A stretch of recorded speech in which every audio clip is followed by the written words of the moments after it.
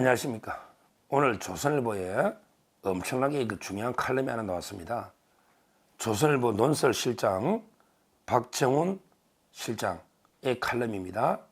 그 칼럼을 제가 화면으로 잠깐 띄워보면 제목은 흔들리는 내란 프레임, 흔들리는 내란 프레임 이런 제목입니다. 한마디로 중간에 요약한 걸 보면 정치권의 개입과 군과 국정원 간부의 과장된 진술이 계엄이꼴 내란을 확정된 사실이냐 국민 인식 속에 각인시켰다. 정치권의 개입, 이게 민주당하고 한동훈이죠. 정치권 개입. 그 다음에 군하고 국정원 간부는 홍장원이죠. 홍장원. 그 다음에 군은 대표적인 게 곽종건, 그 다음에 이진우 수방사, 그 다음에 김현태 707 특임단장 이런 게 진술을 말하고 있어요. 군하고 국정원 간부의 과장된 진술이 계엄이 꼴 내란. 이게 제일 잘못된 거예요. 계엄이 꼴 내란. 계엄이 왜 내란이냐고, 내란이.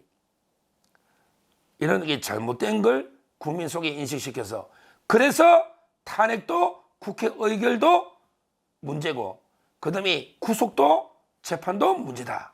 이런 게 의미 있는 칼럼입니다. 이걸 보면 대통령 형사재판에서도 저는 이게 큰 도움이 된다 봐요. 내란죄로 구속 취소 결정 앞두고 있다면 큰 도움이 돼요. 그 다음에 탄핵에도 이게 큰 도움이 돼요. 조선일보가 요즘에 그래도 많이 비판도 받고 신문도 끊고 우리 우파 쪽에 조선일보 많이 비판해도요. 그래도 우리나라 최고 발행 부수의 조선일보고 거기에 논설실장이 이런 칼럼 썼다는 거는 그나마 저는 의미가 있다 봐요. 현실적인 힘이 있다 이 말이지. 현실적으로. 아직도요. 동아나 중앙은 좀 반성해야 됩니다. 동아나 중앙은 어제 제가 만난 그 회장님이요. 국민의힘에 엄청나게 큰 일을 많이 하시는 회장님이 그 동아일보의 임원들의 동아일보에도 엄청 영향력이 있는 이런 회장님이에요. 투자자 동아일보에. 그 전화하시는 걸 제가 옆에서 들었어요.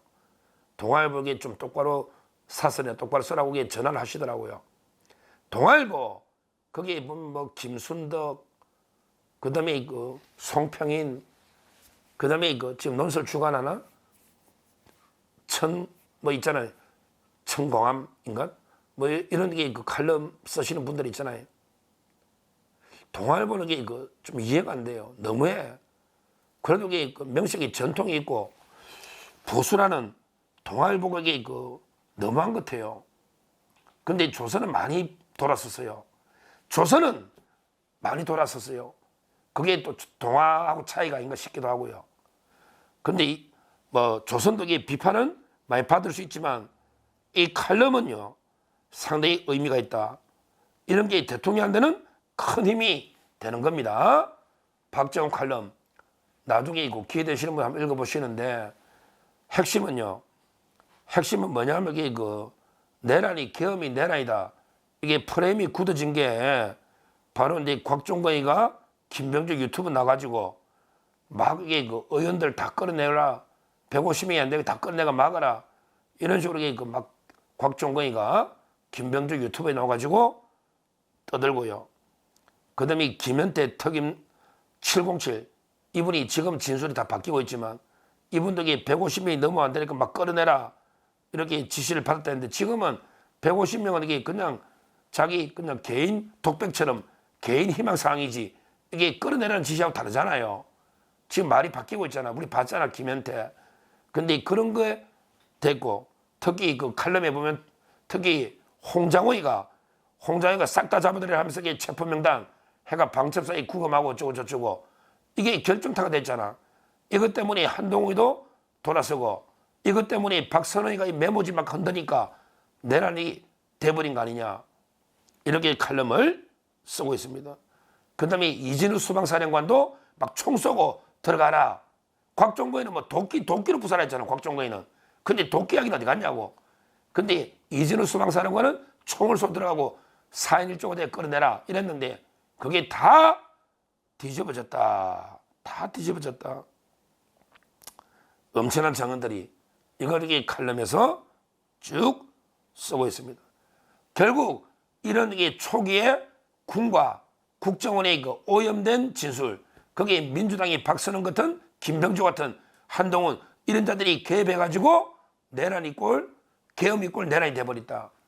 그러면서 국회 탄핵 소추가 통과되고, 그 다음에 공수처가 나서가지고 내란이다 이래가지고 체포 영장, 그 다음에 막 우리 한남 대첩에 기억나잖아요. 대통령을 체포해서 서부지법의 창기가 영장까지 이게 쭉 이루어졌다. 근데 이게 기초부터 하나하나의 기초부터 완전히 무너졌다. 이렇게 그 칼럼을 쓰고 있습니다. 그러면서 그 계엄법의 요건과 절차를 완벽하게 구별하는 떠나서 그 계엄이 곧 내란이다. 이거는 이게 전혀 다른 문제, 별개의 문제 아니냐. 별개의 문제. 그래서 결론을요. 박정훈 실장 결론을 뭐라 썼냐. 노잖아요. 12상 계엄은 헌법의 요건에 맞지 않고 절차를 위배해 위법 요소가 크다는 데 대해서 대부분 전문가가 동의한다. 그러나 이것이 형법상 내란죄에 해당되느냐는 별개의 문제다. 별개의 문제. 점령군 행시하는 정치권의 개입과 군사령관들의 과장된 진술이 내란 프레임을 기정사실로 만들었다. 다툼의 여지가 있는 사안을 빼도 박도 못할 사실인 양 각인시킴으로써 전국 흐름과 사법 절차를 왜곡시켰다. 이제라도 냉정해야 된다. 이렇게 칼럼을 쓰고 있습니다. 저는 뭐 계엄법의 또는 헌법의 요건을 적법하게 다 지켰냐? 저는 다 지켰다 봐요. 국무회의도 했고요. 회의록 만들라 했잖아. 국회 통과야 뭐 생중계 통과 시간에 저 다 지켰다 봐. 아니 저는 다 지켰다 봐요. 그런데 그거 안 지켰다 해서 내란은 아니잖아. 아니 내란은 아니잖아요.